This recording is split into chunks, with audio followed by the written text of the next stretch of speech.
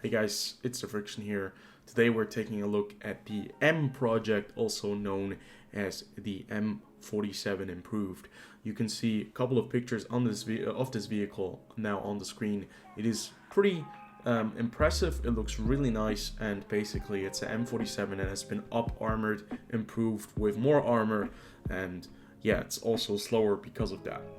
But the M project is probably going to be one of the Christmas loot box vehicles. Wargaming have hinted at it, and they have released a little pillowcase with this tank on the stitching. So we're gonna get this tank probably in the loot boxes soon. So let's take a quick look. It has a 105mm gun with 320 damage. So yeah, that's very low alpha for 105mm gun, the old school alpha. 230mm of penetration with AP shell, no APCR as standard shells. 300mm with the heat shell, which is the secondary shell, really impressive. And 11 seconds reload time. That's a very long time for a 105mm gun. The dispersion and the aim time both are terrible. 3 seconds for aim time and 0.44 for dispersion at 100 meters. So it doesn't seem to be a very accurate tank, and I think Wargaming want you to play this one more as a breaching tank, an aggressive vehicle. You do have 10 degrees of gun depression, which always was a very nice thing on the M46 Patton. And yeah, it's pretty nice. So 20 degrees of gun elevation also means you'll be able to shoot tanks that are above you at all times.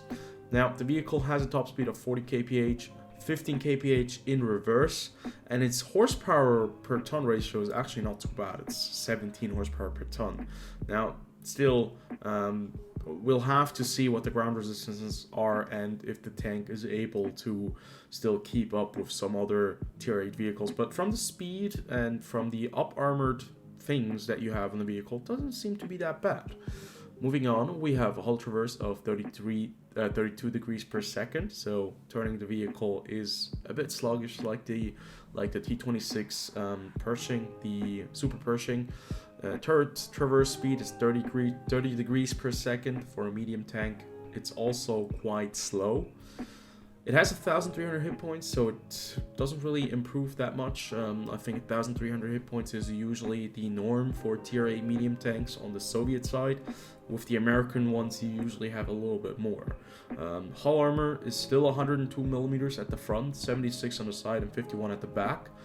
There are additional plates at the front of the hull armor, which I think will have an impact on the entire armor thickness of the vehicle, but hull armor hasn't changed that drastically. We'll still have to see how well the armor plate that the vehicle has at the front is going to, add up, and if it's going to have an impact. And the turret armor is really strong with 330mm at the front with a lot of additional armoring. There is a cupola that you can actually see from the front, which is still the same cupola that we have on the M46 Patton, but the question is, will it be as easy to hit as with the M46 Patton? 64 on the side, so really thinly armored there, and 76 at the back, which is kind of funny that the back is better armored than the side. View range wise, the vehicle still has very good view range. The M46 Patton or the Patton line is known for having really good view range. 390 at tier 8, and it actually has 4 crew members.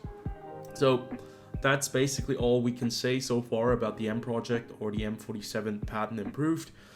I think it's an interesting one, but at the same time, it hurts my soul that the Pershing at tier 8 still hasn't really received enough love to make it a viable choice again, and they are bringing out more premium tanks where I would have liked to see some improvements. But either way, we'll see what the tank is like. So far, the stats look decent.